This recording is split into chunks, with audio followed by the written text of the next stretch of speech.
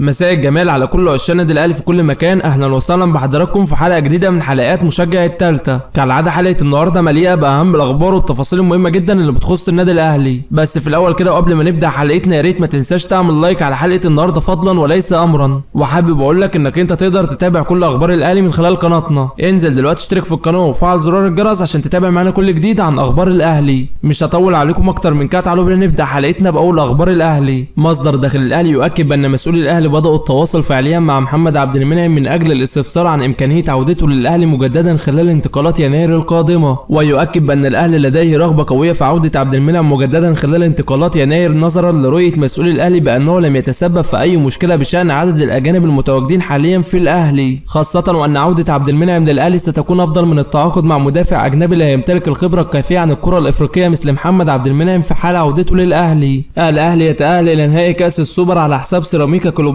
بعد الفوز بهدفين مقابل هدف، وعلامه استفهام كبيره على اداء لاعبي الاهلي طوال اللقاء. والبعض يتامل بان يتدخل يستروب لحل المشاكل الدفاعيه التي ما زالت تواجه الفريق حتى الان، وايضا حل مشكله اهدار الفرص السهله التي لم يستغلها لاعبي الاهلي طوال المباريات السابقه. لجنه الحكام تؤكد بان الكره المشتبهه بلمسه يد على ياسين مرعي لاعب الاهلي وضرب الجزاء لصالح سيراميكا كليوباترا لم تحتسب على الاهلي. ويؤكد بان الفار ابلغ البنا بان الكره تسلل على لاعب سيراميكا كليوباترا علشان كان لاعب استمر على طول بدون توقف، والحكم ابلغ لاعبي سيراميكا كليوباترا بان هناك حاله تسلل. تصريحات محمد بسام لاعب سيراميكا كليوباترا بعد الخساره امام الاهلي. محمد بسام قال: الحمد لله على النتيجه والاداء، والبدايه لم تكن افضل شيء بالنسبه لنا. بعد دخول مرمانا هدف استطعنا ان نعود للمباراه واحرزنا التعادل، ولدينا لاعبين كبار تمكنوا من العوده للقاء. وفي الشوط الثاني كانت هناك كره واحده جاءت علينا لكن تقريبا كنا في وسط الملعب طوال الشوط الثاني. مبروك للاهلي وهارد لك لسيراميكا، ونحن قمنا بواجبنا واجتهدنا في الملعب وان شاء الله نحصد المركز الثالث في البطوله. كان من الممكن ان نحرز الهدف الثاني بعدما احرزنا التعادل. الكابتن علي ماهر طلب مننا الهدوء في الشوط الثاني والامور كانت افضل في الشوط الثاني، لكن الكره الاخيره شهدت سوء حظ بالنسبه لنا. محمد الشناوي يؤكد في تصريحاته بعد الفوز على سيراميكا كليوباترا والصعود لنهائي كاس السوبر بان الاهلي قادم الى الامارات من اجل حصد لقب كاس السوبر للمره الثالثه على التوالي. كمان الشناوي قال: الحمد لله على المكسب والصعود لنهائي كاس السوبر. اللاعبين قدموا كل ما لديهم من اجل تحقيق الفوز ونفذنا تعليمات المدرب وكنا جميعا على قلب رجل واحد. القادم سيكون افضل ونفكر في المواجهه المقبله ايا كان مين يصعد سواء الزمالك او بيراميدز، فالناديين اقوياء وستكون مواجهه احدهم صعبه للغايه في النهائي.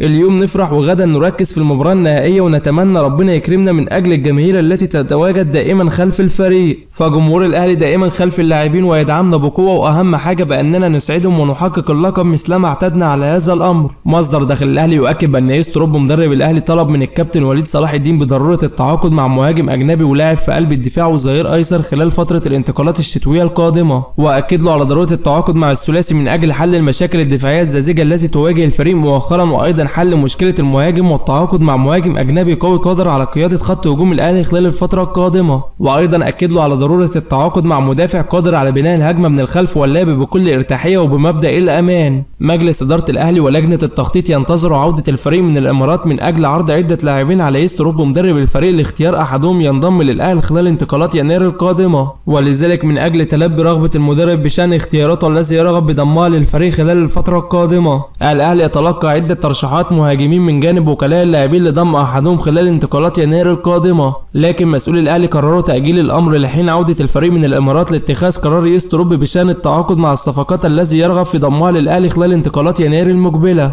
مدرب الجيش الملكي منافس الاهلي في دور المجموعات من دوري الابطال يؤكد عن صعوبه المجموعه والمنافسه على التاهل الى ربع النهائي، ويؤكد بان كل الفرق لديها فرصه قويه لتقديم اداء قوي في دوري الابطال نظرا بان جميع الانديه ترغب في التاهل من دور المجموعات، ولذلك ستكون المجموعه بمثابه عرض كروي قوي للجماهير. سنواجه فرق قويه مثل الاهلي وشبيبه القبائل الجزائري ويانكا افريكانز التنزاني، وهي مباراه في مستوى عالي جدا، وسنعمل من اجل تقديم افضل ما لدينا في كل المواجهات. التحضير للبطوله سيكون على اعلى مستوى ونحتاج الى استعدادات قويه لاننا سنخوض اول جولتين في الشهر الحالي، وسنعتبر دور المجموعات من دوري الابطال بمثابه بطوله مصغره من 6 مباريات، وكل مباراه ستكون الاهم بالنسبه لنا. هدفنا منذ البدايه بان نحقق بدايه قويه بالفوز على فريق يانكا افريكانز في تنزانيا، وان نحاول الفوز بكل مباراه لان طموحنا هو التاهل، لان يجب ان نكون الافضل من خصومنا في كل المواجهات، وهدفنا الاساسي هو الوصول الى الدور ربع النهائي من البطولة بعد خوض مرحلة المجموعات بنجاح. كل الفرق تمتلك فرص متساوية، لكننا في الجيش الملكي نؤمن بقدرتنا على المنافسة وسنقاتل من اجل الفوز في كل مباراة. مواجهة الاهلي ستكون الاصعب في البطولة وليس في دور المجموعات فقط، فالاهلي يمتلك لاعبين قادرين على صناعة الفرق ويمتلك تاريخ عريق في البطولة. وبكده يا صديقي نكون وصلنا لنهاية حلقة النهاردة اللي بتمنى تنال اعجابكم. في نهاية حلقتنا ما تنساش تعمل لايك، ولو انت مش مشترك في القناة اشترك في القناة وفعل زرار الجرس عشان تتابع معانا كل جديد عن اخبار الاهلي.